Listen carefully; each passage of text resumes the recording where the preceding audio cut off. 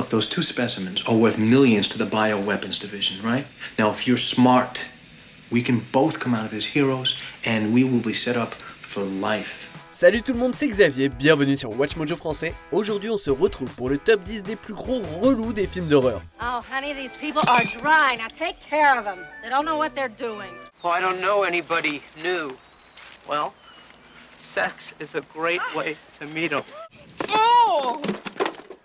Dans cette liste, on va s'intéresser aux plus gros cas de débilos qu'on a croisés dans le cinéma d'horreur. Est-ce qu'il y a un perso de film d'horreur que vous détestez particulièrement? Dites-le nous en commentaire. Numéro 10, Mark Midsommar. Dans ce film d'horreur, il y a plus d'un personnage insupportable, ce qui en dit long sur Mark, qui est celui qui gagne sa place sur la liste. So, Sweden. Yeah. You're coming, right? I mean, I guess so. That's not completely ruining your guys' plans. Oh, sure, not at all. No. Considéré comme l'idiot de référence du groupe, Mark, c'est le stéréotype du gars de fraternité américaine qui ne pense qu'au cul et cause toujours des problèmes à tout le monde à cause de ses actes inconsidérés. You pissed on the ancestral tree. The tree? Yes, yes. So what?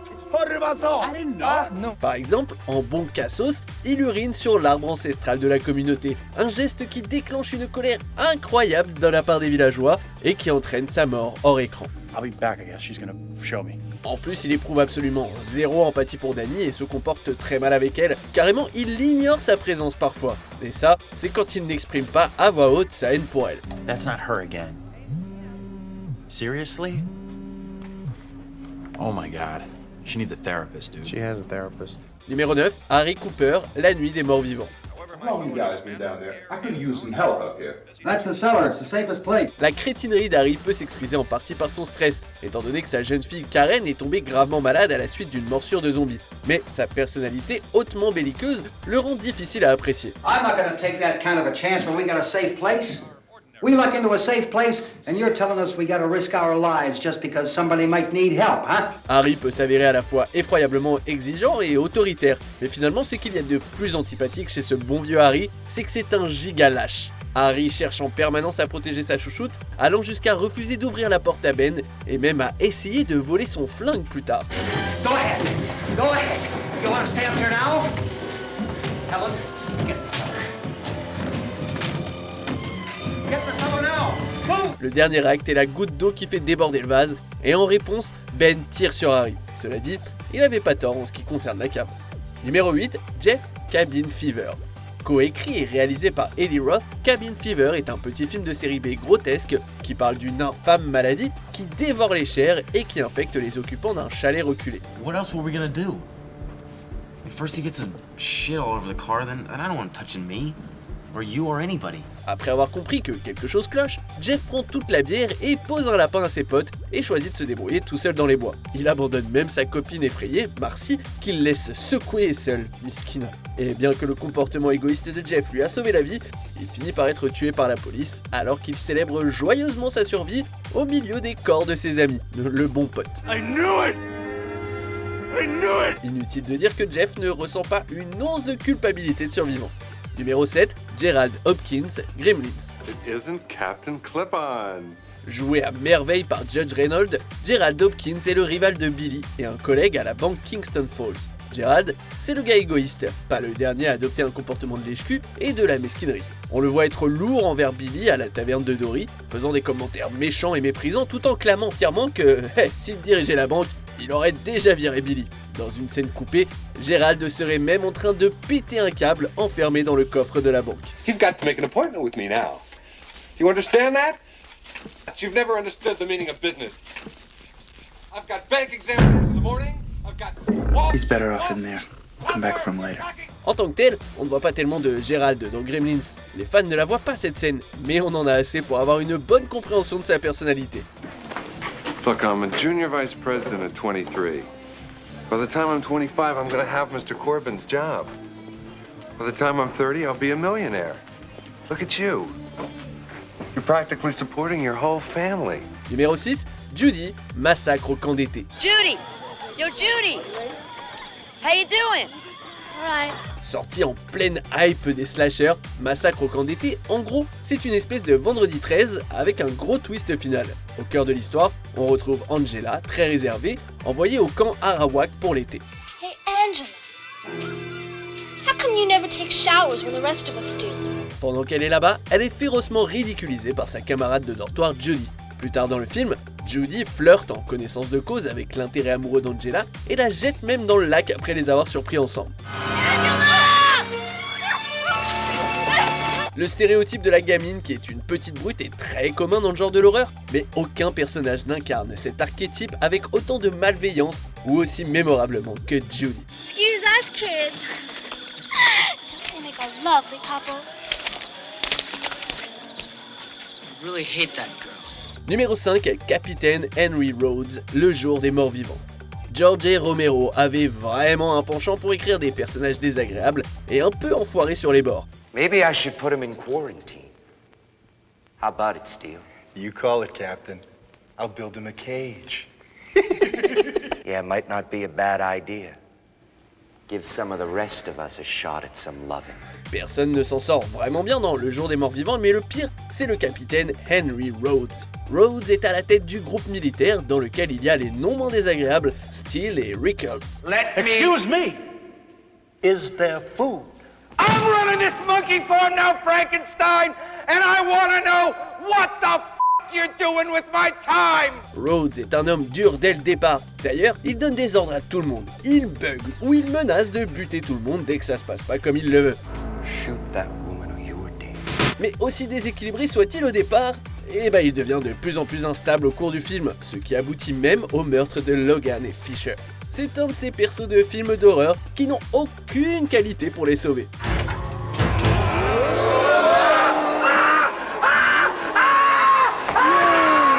Numéro 4, Carter J. Burke, Alien le retour. Faut être un sacré bâtard pour féconder un enfant avec un alien. Et Burke, c'est exactement ce genre de bâtard. Pendant la grande partie du deuxième Alien, Burke est en fait dépeint comme un type plus ou moins normal. I heard you're working in the cargo docks.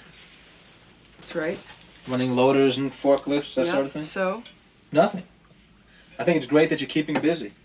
And I know it's the only thing that you could get.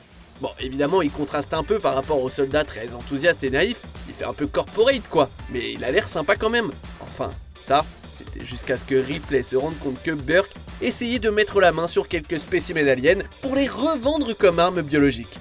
Look, those two specimens are worth millions to the bioweapons division, right? Now, if you're smart, we can both come out of as heroes, and we will be set up for life. Mais c'est pas tout. Burke essaye ensuite d'implanter la vie alien dans Ripley et Newt via des facehuggers qu'il libère dans le labo médical. On a vraiment affaire à un gros enfoiré quand cette personne est pire que les xénomorphes. This is so nuts. I mean, listen to what you're saying. It's paranoid delusion. It's really sad. Numéro 3, le maire Larry Vaughn, les dents de la mer.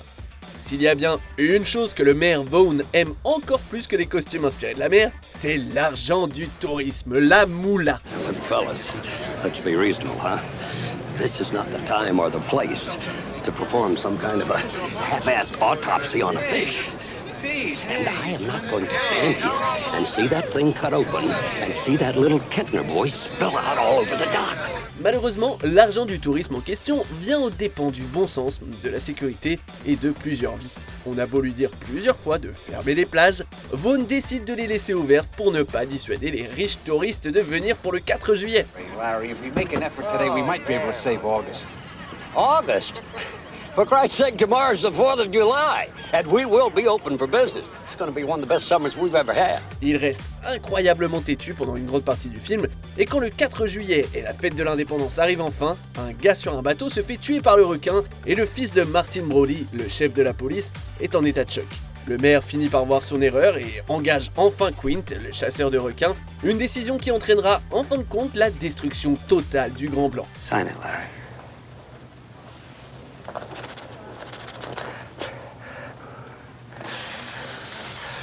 Numéro 2, Chris Argensen et Billy Nolan, Carrie au bal du diable. Billy Nolan. Who? Billy Nolan. I'm sorry, I can't hear you. Could you speak up? Billy Nolan. Carrie White est celle qui déclenche l'horrible massacre à la fin de ce film, sauf que ce sont Chris et Billy qui le provoquent. Watch it, you stupid shit. You're getting blood all over the place. You calling her stupid? Chris, c'est une ado pourri gâtée, manipulatrice, sans aucune qualité pour se racheter, et Billy, c'est son petit copain tout aussi méchant. Yeah, that's what you like about me, right? I know that. Quand Chris est exclue du bal de promo à cause de sa mauvaise attitude, elle décide de se venger en massacrant des porcs, en drainant leur sang et en balançant le sang en question sur Carrie pendant le bal. C'est ce fameux événement qui va déclencher l'incident du bal de promo qui cause la mort de dizaines d'innocents. Techniquement, oui, c'est Carrie la méchante de l'histoire, mais Chris et Billy rivalisent avec elle en termes de tendance psychopathe. On arrive presque à la fin. Nous publions de nouvelles vidéos chaque jour, alors avant de continuer, abonnez-vous et activez la petite cloche et les notifications sur téléphone pour ne rien rater. Numéro 1, Steve Marcus, l'armée des morts. Hey, I'm sorry, excuse me. When you two fellas are done blowing each other, maybe Davy Crockett can tell us the deal here. La plupart des gens connaissent Ty Burrell dans la peau de l'adorable père maladroit de Modern Family, mais des années plus tôt, il a joué l'un des plus gros bolos de l'histoire de l'horreur. Hey, sweetheart. Let me tell you something. You have my permission. I ever turn into one of those things? Do me a favor, blow my f***ing head off. Oh yeah, you can count on that. Steve fait partie d'un groupe de survivants et s'impose instantanément comme un méchant avec son attitude narquoise, cruelle et monsieur je sais tout. Yeah, you know, I would love to help, but a captain never works alongside his men. You guys, have a good one. What a total dick. Il se plaint en permanence, il a une personnalité froide et antagonisante qui n'aide en rien. Tard dans le film, Steve condamne presque les survivants en abandonnant son tour de garde et en les piégeant tous dans un escalier rempli de zombies. Hey, there you are. What the hell happened to you guys? Rick. À la fin, Anna exauce le vœu de Steve en lui plombant la tête. Et je dirais qu'elle a un peu pris son pied en le faisant. I got him. Alors, vous en dites quoi de ce top ? Dites-le moi en commentaire. Après ça, je vous propose de checker cette autre super vidéo de WatchMojo français.